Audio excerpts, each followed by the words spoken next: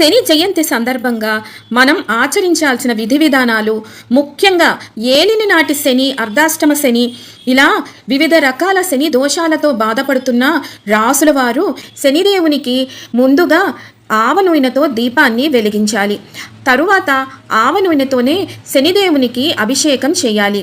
నల్ల నువ్వులు, నల్లగుడ్డ, గళ్ళ ఉప్పును సమర్పించాలి. నైవేద్యం కింద ఆవ నూనెతో చేసిన ప్రసాదాలను నివేదించాలి. లేదు అంటే కనుక బెల్లం ముక్కను నివేదించాలి. ఆ తరువాత శనిదేవునికి ప్రదక్షిణాలను చేయాలి.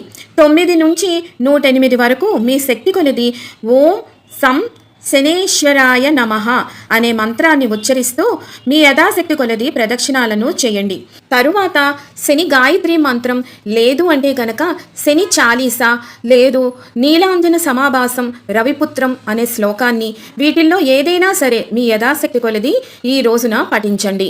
ఆ తరువాత రావి చెట్టు దగ్గరికి వెళ్ళి రావి చెట్టు దగ్గర మీరు పూజను నిర్వహించాల్సి ఉంటుంది. ఇక్కడ కూడా చిన్న ముగ్గు వేసి అక్కడ దీపం పెట్టాలి. ఈ దీపాన్ని కూడా ఆవ నూనెతోనే పెట్టండి. అలాగే దీపం పెట్టి మీరు రావి చెట్టు చుట్టూరు కూడా ప్రదక్షిణలు చేయాల్సి ఉంటుంది.